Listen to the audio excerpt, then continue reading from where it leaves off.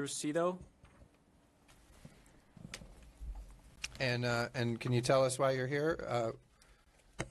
I was a poll challenger, and I got trained by MIGOP and also. Where were you a poll challenger? At TCF Center. In Detroit? Yes. And were you too?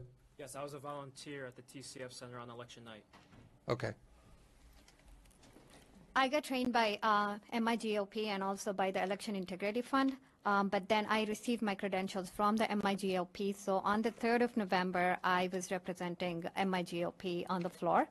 And all I was doing that day was just stand behind the tabulators. I do IT. I have an IT staffing firm, so IT is my specialty. I was standing behind the tabulator machines, and I could tell right away that most of those people did not know what to do when a ballot gets jammed.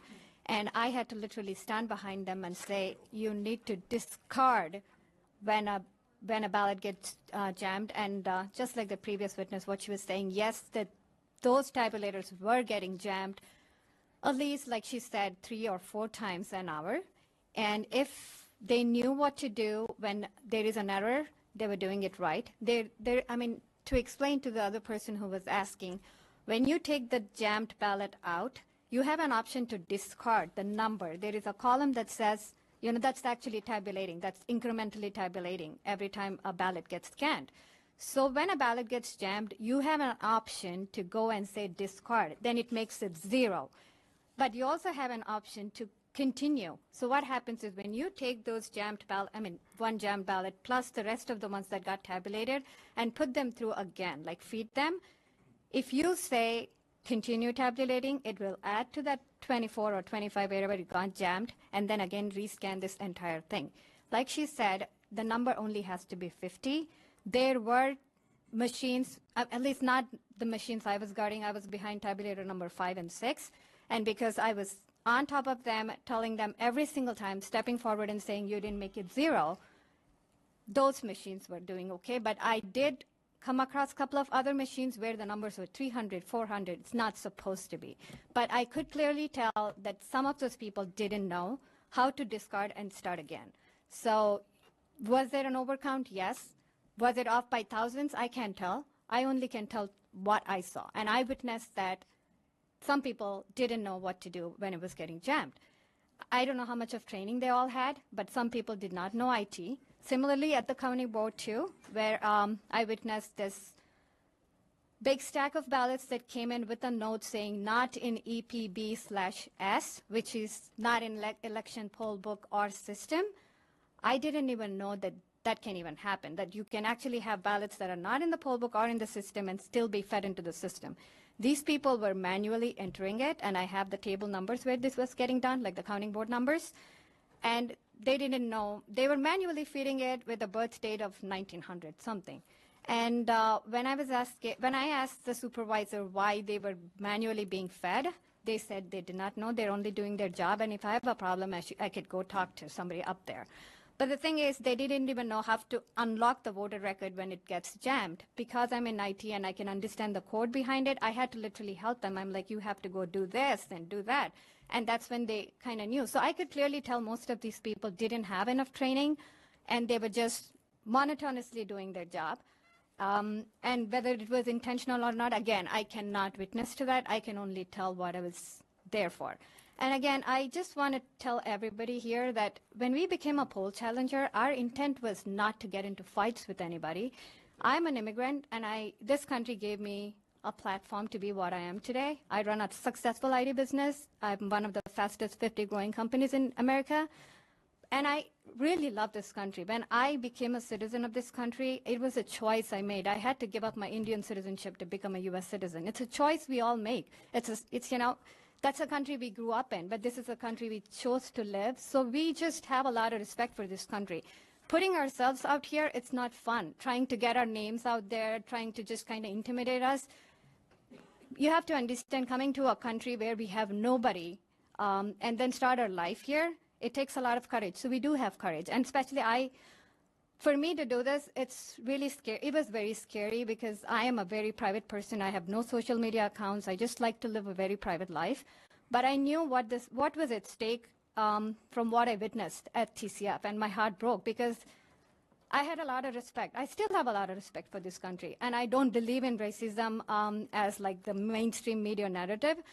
This country has given me a lot, and I'm very thankful for it. So today when I'm doing this, it's not because I'm trying to say who's good or who's bad. I'm just saying that this needs to be fixed. In a country like India, we have a national identification card without which we cannot vote. When we come into this country, we have a retina scan, we have fingerprints, everything when we are entering into this country through a border. How is that a vote, which is the single most important thing any person can do, is actually being cast without an ID, without any kind of oversight, and those ballots getting duplicated without an oversight, and all of this fraud that was happening, it was heartbreaking. So that's why I decided to put myself here.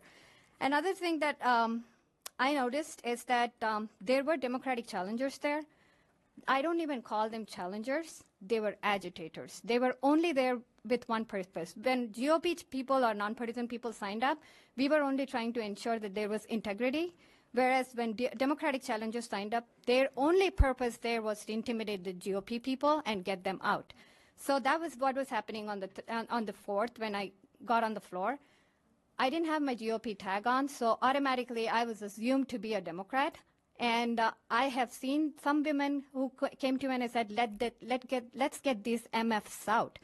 And she was singing that song. And for me, I don't listen to secular music, and these days you can't even tell what is cussing and what is a song. So I thought maybe she was really singing a song. But then when I saw that she was targeting white male Republicans, accusing them of something like your mask slipped, you were not 6 feet away, so you need to go out, and your phone was out, and they were really intimidating all these white people.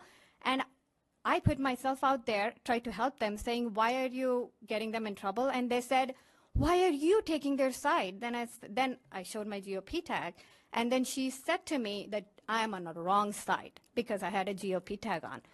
I was literally shocked that, somebody can judge me because of my political affiliation and say whether or not I'm on the right side or wrong side. I can think for myself. But then at that point, I saw that Republicans were getting escorted, and so many people got escorted that we became pretty scarce. We couldn't even man, we had only one person manning 4 or 5 tables because we were so low on numbers, and there were so many Democratic challengers there. So I just went to Election Integrity Fund and got my nonpartisan tag. And the reason I did that was not because I was not there for my party or trying to do something on behalf of my party. I'm just trying to ensure that the right thing is being done. So when I got the nonpartisan tag, at the counting board, the poll workers were very respectful because of my nonpartisan tag. But when I had the GOP tag, the first thing they said is 6 feet. You know the rule or you will be sent out. And I'm like, when I had the nonpartisan tag, a lot of rules didn't apply to me. So that just told me that, those poll workers, the Democratic challengers, ACLU, and so many other people that were there, their only job there was to block the GOP challengers from doing their job. And when I was with the nonpartisan tag and talking to Democratic challengers, most of them didn't even know what to challenge in a ballot. When I asked them a question, when I was asking supervisor a question, those people were literally confused because they didn't even know what I was asking.